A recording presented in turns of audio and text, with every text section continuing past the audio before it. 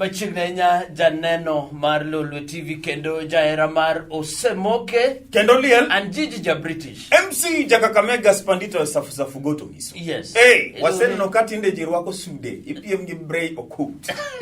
Ai, punguza volume kidogo tu. Wanga usebago. Hiyo. Ba suit, ma ilungo ni tuxedo. Tuxedo. Bengi tuxedo. Tuxedo en moro manegi iwe uliero. Iwinjo. Yes. Makwana ni piny ber. Radio dhiko ni maber. Ugwan yo timu. Yes. How was the conference? Men's conference, and men's conference. We came up with resolutions. Yes. Otiende Amolo, Justice, represented the legal mandate. Kanyako chamo fair. How do you report? You report to the nearest police station within 48 hours. Mundomi OB number. OB ni kejo cham fair. Yes. So that they can reverse. You know say cham fechi. Igimanyisi fair chamo fair okengi maraj. To anigi madwani sani koro fair o cham both side. Resolution. Resolution mag men's conference. Ne wasewacho ni ose cham fair chwaga minga wambe wangne wadwa chamo fair. Kiyudo ngaminyalo chamo feche cham kata ka en otiya. Koro wacho ni ukimbe giornwa fair wambe wabi wanyabiro. Wanyabiro orna fair madam orna kwa man sorry. Resolution number 2. Gimanu wakadho kacha be enni nitie nyiri ma helu mopokore. Iwinjo? Benge nyako ma helu. Men will only date women with their natural beauty. Yes. Iwinjo? Ok mo wiro salad. Mabet mesungu to kisungu bekia. Idi wacho gi wasungango. Wado kin belanin kirateng. Bere rateng. Iwinjo?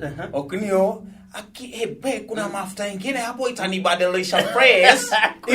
We will only date you in your natural status. Yes. Mara dek we uru keto nywele iwinjo ngoni weave koso we go weave kare gimana fwenyo ba ingene moro odoga neno moro ka koro jube dano miel to okulore to ginolwar kara en rabondo we woman Nigeria amaka the village girl me yodoka ebuka we musuke wi to nitie weaves moko be manigi cobwebs iwinjo ye iluoke weave iwinjo can you just do some retouch iwinjo nyok makoto goyo kaka weave moko du koro ni human hair to do nyok. Those were part of the resolutions. Yes. I must thank speakers manobiro iwinjo. It is only unfair that Haron John didn't show up.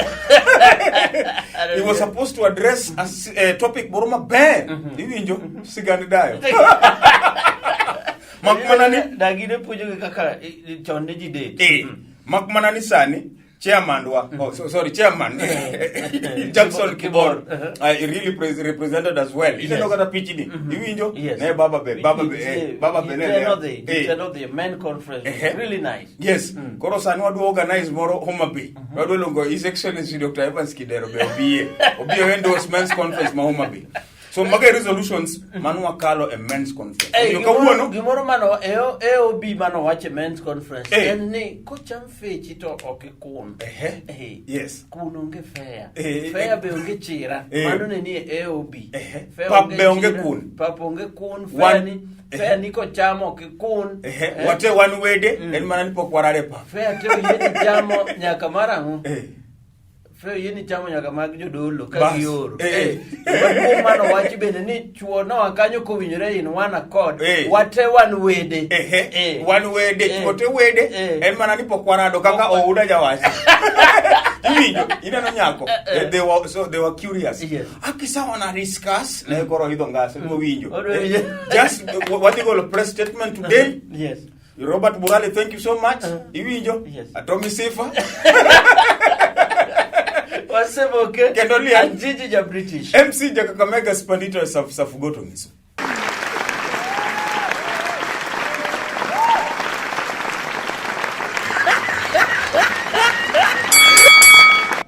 Okay, we want to take this opportunity to say sorry to Garissa County for losing the legend The veteran Yusuf Haji. We as Timotike, we've lost one of us. BBI champion. Task force. Ne picha negi baba. Usiye baba mali. So jamo nindo. But ashazikwa to bende wawachone jogi. Ngama otiyo gi Kenyatta, otiyo maber, otiyo gi Moi, otiyo gi Kibaki, Uhuru, noditiyo gi Raila. Babe ma oditiyo go sawa. Watimo mos Garissa County. Poleni sana. Na BBI task force te na kila mtu. Wuode maru di Westgate cha. Mano save nyithindo. Macho wuode, macho wade gi jani nicha. Jamakijita. Pole sana Garissa County. Pole sana Kenya kwa mahali yote. Garissa Lodge yote. Easily yote bwana. Sisi nalia sana napoteza mzee yetu. Garissa Lodge. Osemoke. Kenolia Jiji ja British. MC Jakakamega Spandita Safugotomis. Nangiso uchon nia Kenya no sekethre honeymoon kinde manor wako tai iwinjo look alike. No, just chieng moro ka jo ICC kiromo negi my boys orwako shirts white tie red piny ne pek so koromo negi respect Uhuru to respect our president takataka nyinyi sani takataka enga to kimodo ngiso josiasa kindly can you stop mentioning Dr. Raila Amolo Odinga in your politics moko moyuma. Respect this man. He's a man of dignity, integrity. Iwinjo okunya wacha ndio yule mzee ndiye aliingia pale nyumba ikaharibika kwani Raila nigichola. You cannot just call okunya, we can't allow that. Raila musekelo kwe ati ulojo kanyo kichola ndio sinaona aliingia Jubilee mtu anifukuza Jubilee tena mkuja modie mkuja mnifukuza Jubilee Kensane oseketore ma wedding gown osa wang awewe so jogorege la man chaka jinego suit ton sani jamaa bosi nyise video jamaa nyise kama umechoka sani uru gori fatex kitenge ruto to Salmax iwinjo politicians nyiwinjo ka rais owacho maber ni kama umechoka ship out. It's either you are in or out. To manage manuarito. Iwinjo if the deputy president do you think they're genuine? Yes. Look at the body language. Iwinjo as politicians nyakingi body language marja siasa ne Uhuru ka uwe. Iwinjo ongizi ni bwana kate to koro ae tipa na ngomo timore jogi no chako maber ne gituli anza na roho angomo sadi gitego gi mwili gimotimre nia ma siasa. Iwinjo politicians mokwongo they are not ginga honest. Mara riyo DPO se de mateka inya. Iwinjo DPO se de matek odwa kalo jatend Moi ne deputy mar Kenyatta. Okwe wiye mo bedo president obedo koso ko bedo to ma to Oginga ne deputy mar Kenyatta dakro bet president. I have no resign. I cannot work with Jama beko cannot work winjuka. You can't blame Raila for your failures in a government almost 8 years ago. Sani kore biro ki narrative ni mkinipea na if you give me a chance. Not even 8 over 20 years. He's been in government. Minister of Agriculture dini odumama no lalichaga mane ni serikali. Raila bengene manori mboruti tich. Raila manotsa kurutu. Iwinjo omiyo respect is key. Rais nyo wache. Ni kama umechoka toka. Tukoro adwa kwa wabunge gi Senate. Kaber to impeach Uhuru Jama. No. To kate to Jama resign. Wawa Jama antu gimanya advice Jama fight from inside. No. Fight from inside. Dr. Raila Amolo Odinga. If people walk oko, you will be relevant and then even your security. But Jiji Okanyago itati yokoni. Iwinjo we need to work together. Okriho Jiji no siempre. Jiji charach. Choose one. Okinyago serikali, tokindipa kwa serikali. Ni sisi tumefanya kazi mimi na ndugu yangu Uhuru. Iwinjo kasi tokindigo oe. Manok nyalre political tolerance gimoto mo wachoka enea Karuto elinga matwon let him go to the people, let him just resign. Gimara ela no team Ruto as a follower na kaka APC that no magi dano monye ugwa gidipim gi Raila ne Raila iwacho ni crowds go are not rented. Mago natural. Hey, my baba. Hey, Jagwambo. Koro dong maka biro ni ma Ruto. Dong gibe pesa. No. How do you judge? No. How do you judge crowd mochul gi moko chul? We angisi sani ka ngisi ni wadhi neno DP. Ang'o mabire pachi? Angisa ni ka kinya dwa teri sugoi. Ang'o mabire pachi? Wilbaro. Ibro miyo gi moro. Before Wilbaro, wacho ni bana ngacha dhi miyo gi moro bwana. Benitie gi moro. To baba dhi neno Raila dwa certificate. So Osawache, it's very clear. Katek, why? Let him go back to the people and seek fresh mandate. Kakaraila no timo Kibira. Kibira. Gimanyalo advice my good friend Dr. William Samuel Arap Ruto and Dr. Marang, PhD in livestock. Weather. Don't resign. Be a man. Fight from inside. You know, if a man resign, Raila is a man. He resigned. If they want to impeach you, let them do so. But you don't resign. Fight from inside. But you cannot fight from within when you're fighting the same government. Mano yeri. Mondo di ukonyi uru mondo ukedne pi. Winjo. Okonyali ye. Anyway, sani to kenyo ketore. Yes. Owore. Ojogore. Sani jidaka ni.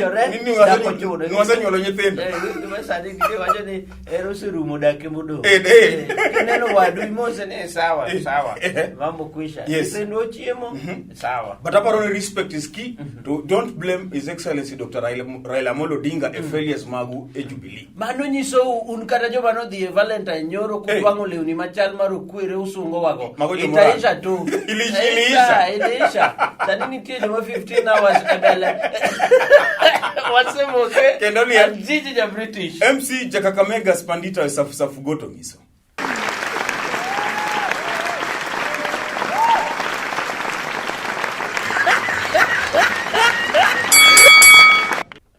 Yes. Ere kaka ingamba duongi nyalo resign niwe tiji ni biro laro president. No. The Katiba wacho niya every Kenyan has a right. Iwinjo. Has a right to vie in any position. Kata ini nyalo bedo liguru. Jaduong gweng. Wala kido bedo. Mato MC yo man. Lakini wuok. Mama moro buka.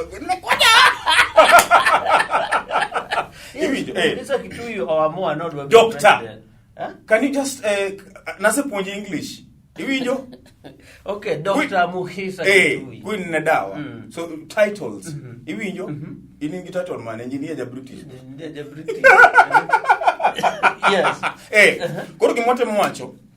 Dr. Mukhisa Kitui, he has a right to vie in any position. Makmana ni epani ukele mondo ubagi jama moro koso. Ipango tich. Iwinjo? Ipango tich. Unuwacho ni Western sisi Waluya. This time round, we will be one. So you were one. Kidu wange sifa magumluya. Kose iye. Koro sani, Mudavadi Duare. Yes. Wetangura. Iwinjo? Dr. Mukhisa Kitui Duare. Yes. Magoji adi. Jede. Atuoli poko land. Boni alole Duare. Akalole sani ola. Iwinjo? Pinitek. Dusuru musigoi. Omiyokoro, jama we teach, odwa bedo president. Yes, any Kenyan has a right to be a president. Kata in, to be president sani ya mua. Osemoke. Kendoli and jiji ja British. MC Jakakamega Spandita safu goto miso. Still in politics. BBI Baringo. BBI ber biro iru. Bero bare Baringo. Iwijo. Okinya liso wani you are positioning yourself to be a president, you are positioning yourself to lead Kenya. So kata county Okinya lead. No. Gideon has disappointed Gideon Moi, Iwinjo, is a weakling. Nini no wadigi Marongai, MP Marongai. Nise ni kwa tutaingia kwa raia hapo. Wataona sisi sio mchezo. But gimobiera any Gideon Moi, you are a letdown. If you cannot marshal Jogi, you cannot whip your people. And a parliament, a assembly, Mabaringo, and 11 members of county assembly. Yes, Manu Kanu. Alama chama moja. Mano timao, mano vote. Jomudo no vote. No. Kaso Erika reject. No, ingenia aduangisi for free. Meet mar BBI kale counties. Okochuno ni nyaka kale counties te. Counties moko nyaka go wapi. Makwana ni koki go kura ne BBI. car grant okmi. Yes, simple. President no se sign. Idi pimne. President no se sign ni mano en MCS. Whether BBI okalo kosoko kalo, it's a law. Idi pimne gi hewa. Iwinjo. Kano rego bedni mi gari timi tuktuk. Mani jo baringo. Dia paga chela bade yo. Yes, car grant. The rest tuktuk peng iwinjo. You will borrow. Gimuti rabe gimamora ni Homa Bay. Yes. Siaya, Kisumu, Homa Bay, Kisii. Yori podi bwana. Unanimous. Homa Bay unanimous. Yes. So gini maber so far and over 3.5 because over 2.5 over 3.5 we still have hopes counties pod ng'eny kaso bende kata baba ni neno kane ni Narok baba amependwa na Masai oleyo arlaga Raila Odinga barlaje BBI ayela hiyo gibiwaje kwani ikawa nango dong jogi nailots magi joluo kori wese giji so baba nango gire no gecheka to gibari geche gidelo okrethi do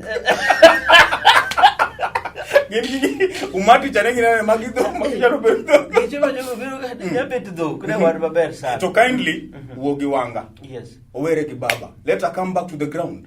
I respect Honorable Gladys Wanga we babo kedi mage jo sanitine orengo dak orengo gini ke yani ka kode ni we baba again kode ni don't go governor no let her come back to the ground we want to baba is self-made what the baba entabu no medo influence catch an gimanyalo wacho ne jo siasa tema Nyanza we uru rito rally mulungi baba tengenezeni zenu unbendo de mobilize BBI wanga gini uko Homa Bay gide kata Western kata Kikuyuni kata Homa Bay kanyo let them teach the civic education about BBI korgwe to nika baba de gide kada change na okaso remo Turkana kada Turkana gide ne si ala resort okaso remo but baba to baba remo bado gira sanga so ate mwachoni all our leaders including leaders makisumo wecha waneliel nyakach nwangi Senator Uta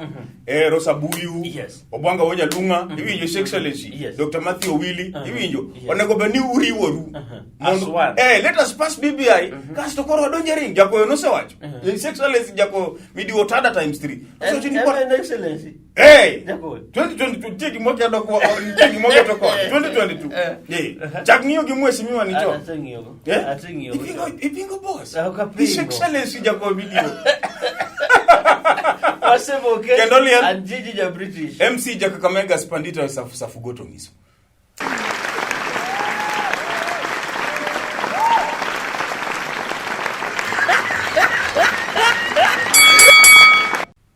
watimo mosne rech mosetho ke Nyanza ka nyocha pokwa ywago rech jowi ne gin mbuta to yote iwinjo nen beach mara wan gi deficit usenge wan gi deficit mar mbuta nen usenge okay koro wangi chegre gi Uganda wangi rizo no momiyo no top no ango maru nego mbuta tho to onge industry beni wan gi industry usenge onge industry so pollution ka koro mbuta makisumo gengege emachamusiwe to gitwe majo kaje gere gi loko record mbuta yogoso chamusiwe jo chwe to nyikisumo chabe koro fire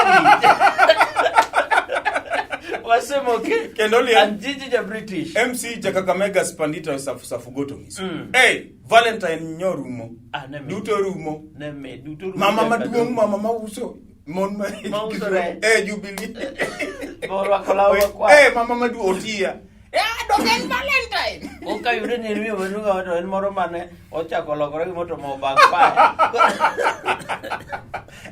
orwa kolawa kwa nitie joma kia tie Valentine iluongo ni Saint Valentine iwinjo does it mean by the way comb me akeni dwa komba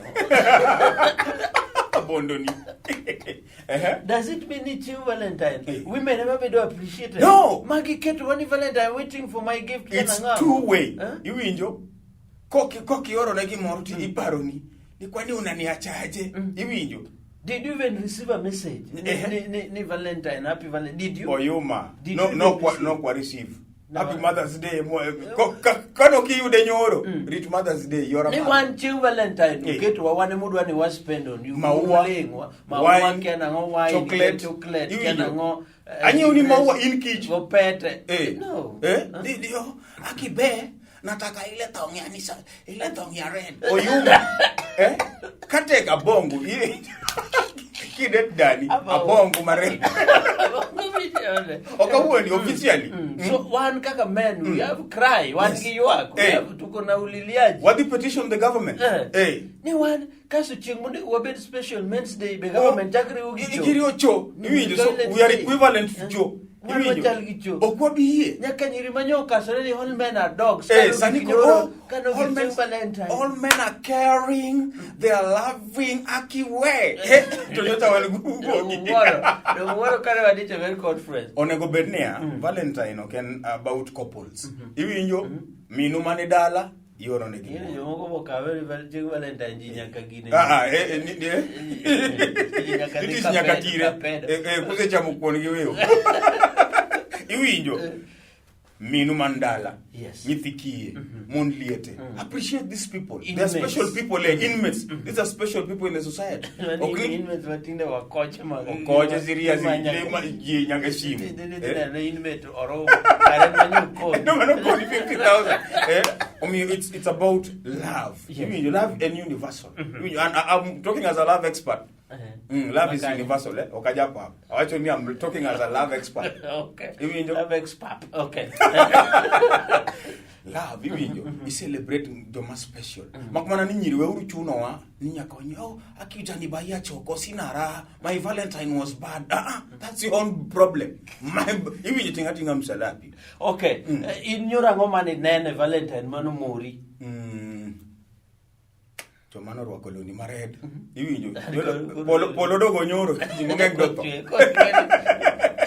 Nyiri moko manyidunde nyadendi mo manyadunde. Rwako red. Koro chala pilo. Pilo mahang. Chala pilo street. You must know the reason why you are putting on red. Iwinjo.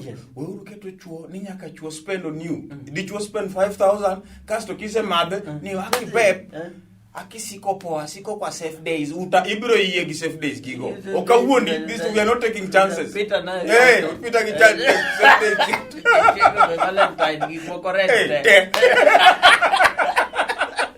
Osemoke and Gigi ja British. MC Jakakamega Spanito safu goto giso. No one nyakach. Yes. Yo nyakach no moso wa yote wholesale.